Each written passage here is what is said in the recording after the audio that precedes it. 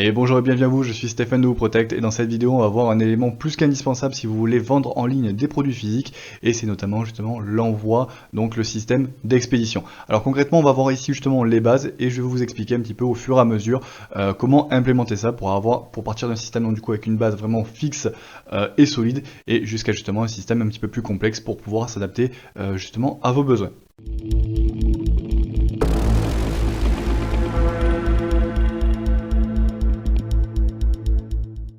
Alors pour commencer forcément rendez-vous directement au niveau du back-office. Alors pour commencer vraiment pas besoin de plugin si ce n'est donc du coup de votre WooCommerce et dans des vidéos futures justement bien entendu je vous mets tous les liens dans la description. Je vous montrerai notamment deux plugins, un complètement gratuit justement pour pouvoir faire un système d'expédition vraiment sur mesure si vous envoyez par vous-même et un autre justement avec un plugin premium donc directement de WooCommerce. Voilà. Donc déjà ce qu'il faut faire c'est arriver directement dans WooCommerce réglages. Et une des premières choses se passe donc au sein même du réglage. Donc déjà vous allez rentrer forcément votre adresse, etc., votre ville, votre pays, etc. Pour moi là pour le coup la seule chose que j'ai fait c'est mettre en France, tout simplement parce que ça va avoir une importance. Ensuite, option générale, où est-ce que vous vendez? Donc, est-ce que vous vendez dans tous les pays du monde? Est-ce que vous vendez dans tous les pays à l'exception de certains ou au contraire uniquement dans certains? Et où est-ce que vous livrez? Est-ce que vous livrez là où vous vendez? Est-ce qu'il y a d'autres exceptions?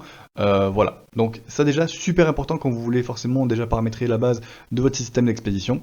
Et ensuite, donc, adresse client par défaut. Donc, c'est-à-dire à partir du moment où le client n'a pas encore renseigné d'adresse. Alors, dans ces cas-là, qu'est-ce qu'on fait? Est-ce qu'on part du principe qu'on prend l'adresse de base de la boutique? Est-ce qu'on prend rien du tout? Est-ce qu'on prend une géolocalisation? Et là, dans ces cas-là, il y aura d'autres réglages à faire. Bon, là pour le coup, on peut dire déjà, hop là, pays ou région de la boutique. Voilà, notamment au niveau des taxes, au niveau de l'envoi, au niveau des frais de port, etc. On peut s'en servir comme base. Au niveau de la taxe, on verra ça justement dans une autre série de vidéos. Je vous expliquerai donc du coup tout ce qu'il y a à savoir au niveau du système de TVA, comment le paramétrer, comment bien le gérer, etc. Donc déjà, vous à partir du moment où vous avez réglé donc du coup ces trois options là et que vous êtes donc du coup OK avec votre système, hop là, on va pouvoir directement enregistrer les modifications. Une fois que ça c'est fait, vous allez pouvoir passer ici dans l'expédition. Voilà. Et vous voyez que si, donc là actuellement rien n'a encore été fait, donc j'arrive sur ça. En fait concrètement, qu'est-ce qui va se passer? C'est que déjà je vais devoir créer des zones de livraison. D'accord? Donc par exemple, une zone Europe, une zone outre-Atlantique, une zone. Voilà, ça peut être justement des zones comme ça. Donc, on en ajoute une. Je vais mettre, moi, voilà, par exemple, la zone Europe. Voilà, parce que je vais livrer en Europe. Ok, ma zone Europe, de quoi est-ce qu'elle se compose? Elle se compose de la France, de l'Italie, par exemple, et on va dire de l'Allemagne. Alors, vous en faites pas, je fais pas la gueule aux autres pays, c'est juste pour aller un petit peu plus vite. Voilà, bien entendu, si vous avez justement des méthodes uniquement pour la France, bon ben nom de la zone vous mettez France, et là dans ces cas-là vous mettez France aussi. Voilà. Attention à une chose aussi, alors je vais vous enregistrer cette zone et je vais vous faire voir hop là, directement ici en recréant une nouvelle. C'est que si par exemple justement, alors là pour le coup je partais justement sur une vente un petit peu plus internationale. Si je suis un petit peu plus, comment dire, local, un petit peu plus régional, dans ces cas-là justement je vais pouvoir faire par exemple une zone France, et même dans ces cas-là, France Sud, par exemple, et justement venir donc composer ma zone avec notamment, alors je vais faire France, hop là, pardon, France, et je vais pouvoir par exemple le limiter à des codes postaux spécifiques. Voilà. Alors ça peut être des codes postaux vraiment très spécifiques, là par exemple 30 900 pour Nîmes, là où je suis, mais je peux dire par exemple, je vais me cantonner par exemple au niveau du Gard. Voilà. Et dans ces cas-là, je vais faire 30 et une étoile justement pour pouvoir dire en gros tous les codes postaux qui vont commencer par 30, ou alors dans ces cas-là je peux aussi faire justement une plage. Donc c'est exactement ce qui est expliqué justement ici en dessous, et donc là par exemple, voilà, si je reprends l'exemple, là justement je vais pouvoir le spécifier justement pour tous les codes postaux qui vont de 90 210 jusqu'à 99 000. Voilà. Attention, justement, il n'y a pas d'espace entre les deux, il y a juste 3 petits points. Voilà. Donc sur ça justement vous allez pouvoir composer votre zone exactement comme vous le voulez. Voilà, au moins là justement, vous pouvez le faire par région, vous pouvez le faire par canton, vous pouvez le faire exactement comme vous le voulez. Voilà. Alors là pour le coup, je vais effacer la zone. Voilà, et donc du coup je vais pouvoir retourner justement sur ma zone Europe qu'on avait fait juste au début. Voilà. Donc j'ai toujours mon nom, j'ai toujours ma composition, on est ok. Maintenant justement je vais pouvoir y assigner des modes d'expédition. Donc forcément on va en ajouter un directement. Alors, De base, vous avez justement le choix avec les méthodes donc par défaut de WooCommerce entre forfait, livraison gratuite et point de vente. Alors là pour le coup c'est hyper explicite, notamment donc, du coup au niveau du point de vente c'est concrètement l'utilisateur vient chercher à votre boutique physique justement sa commande. La livraison gratuite, donc du coup ça va être tout simplement voilà, frais de port offerts. Alors là pour le coup on va voir justement qu'il y a 2-3 paramétrages quand même. Et au niveau du forfait c'est tout simplement par rapport à l'expédition, voilà, il y a tel prix. Voilà, point. C'est vraiment comment dire, les méthodes les plus basiques qui soient. Mais pour une base justement ça peut servir. Alors je vais vous faire voir justement les trois.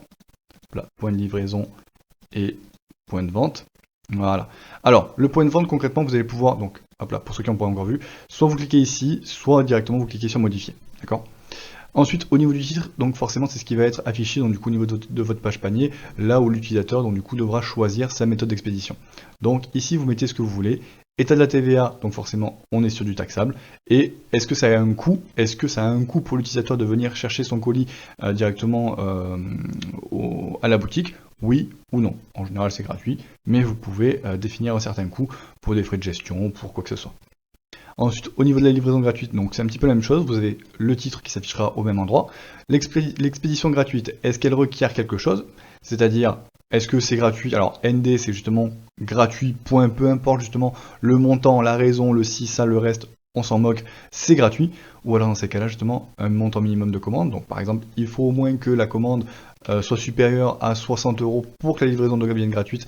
Et en fait, c'est que tout simplement, à partir de 60 €, cette méthode sera visible par l'utilisateur, donc du coup il va pouvoir la choisir. Voilà. En dessous de 60 €, du coup, la méthode ne sera tout simplement pas visible. Voilà.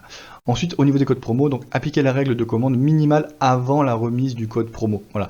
C'est par exemple si justement vous avez un utilisateur qui a fait 70 € d'achat, mais qu'il a mis ensuite un code promo qui est réduit de 20 €, bon ben dans ces cas-là, techniquement, la valeur de son panier est de 70 € et il devrait avoir le droit à la livraison gratuite, mais étant donné qu'après application du code promo, ça redescend à 50, voilà, qu'est-ce que vous voulez? Est-ce qu'il a toujours droit à la livraison gratuite? Est-ce que du coup il n'y a plus le droit? Voilà, bon, là pour le coup, c'est exactement comme vous voulez. Donc montant minimum par rapport à un code promo, par rapport aux deux, enfin, pardon, à un des deux ou les deux, voilà. Donc ça, c'est au niveau de la livraison gratuite. Et ensuite, vous allez avoir justement le forfait. Donc pareil, justement, titre de la méthode. Donc là, pour le coup, vous mettez ce que vous voulez. Est-ce que c'est taxable? Oui. Et le coût, justement, que ça fait. Alors là, attention, c'est pas relié à un Colissimo, à un DPD, à un Mondial Relais ou quoi que ce soit. C'est vraiment une méthode d'expédition, justement, pour pouvoir facturer ces frais d'expédition que vous-même allez faire par la suite par vos propres moyens. D'accord? Donc là pour le coup, si vous voulez ensuite que je fasse des vidéos sur comment intégrer Colissimo, comment intégrer DPD, comment intégrer Mondial Relais, notamment justement avec des points de relais, avec des cartes, avec... Bref, si vous avez justement envie que je vous présente des vidéos comme ça, dans ces cas-là, dites-moi-le en commentaire, et en fonction forcément justement du nombre de demandes qu'il y aura, forcément justement je ferai ces vidéos-là, voilà, en sachant qu'il y a quelques petits réglages justement sur côté Colissimo pour pas que la map plante, voilà, bref. Donc, justement, ici, donc, je vous ai fait voir les trois méthodes par défaut. Donc maintenant, je vais vous faire voir au niveau des options de livraison, et ensuite on reviendra sur quelques petites spécificités justement au niveau de la zone d'expédition, et c'est là où souvent beaucoup d'erreurs sont commises. Donc d'abord, petite parenthèse ici au niveau des options de livraison. Donc déjà, vous pouvez justement faire le choix d'activer le calculateur de frais d'expédition sur la page panier. Si c'est pas le cas, dans ces cas-là, tout simplement, il vous dira rien sur la page panier, et vous devrez attendre justement la page de validation de commande pour que votre utilisateur puisse choisir son moyen d'expédition. Voilà. Ou alors dans ces cas-là directement masquer les frais d'expédition, c'est-à-dire je ne m'avance pas, je ne fais pas de calcul tant que tu ne m'as pas renseigné exactement ton adresse pour que je puisse te dire dans quelle règle de frais d'expédition tu rentres et donc du coup quel coût tu vas devoir payer. Voilà.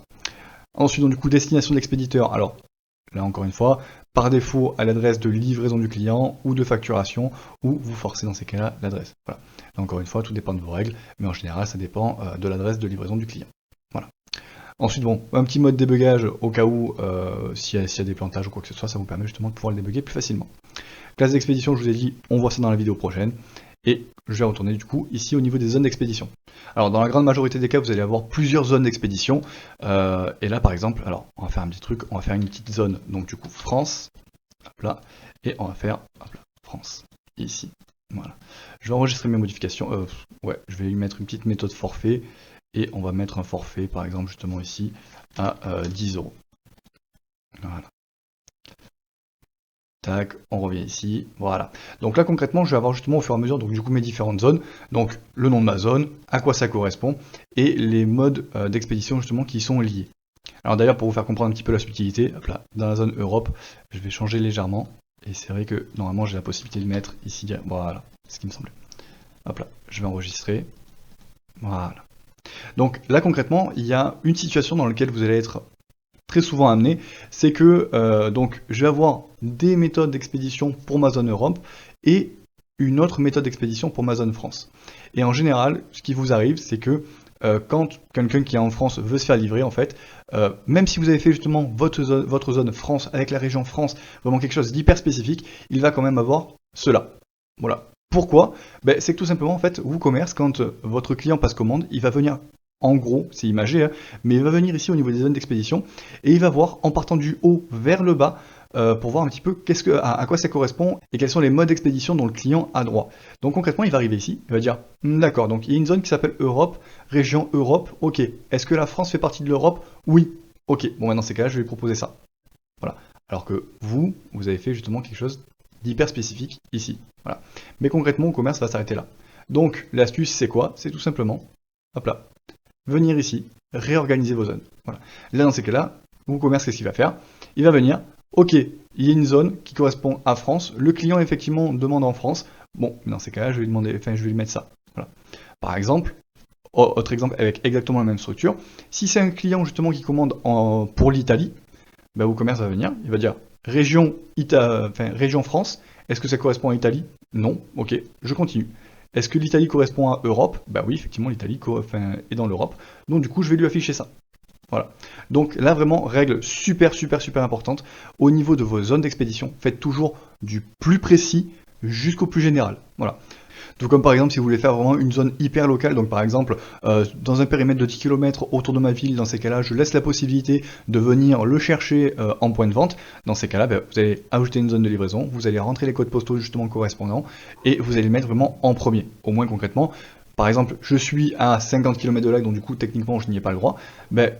Au niveau de ma ville, WooCommerce va venir, il va dire zone super spécifique, est-ce que j'en fais partie? Non. Ok, je passe au suivant. Est-ce que je fais partie de la zone France? Oui, effectivement, dans ces cas-là, il va me proposer ça. Voilà. Donc ça, vraiment, super important. C'est concrètement là où la majorité de vos bugs au niveau de vos méthodes d'expédition vont avoir lieu. Voilà.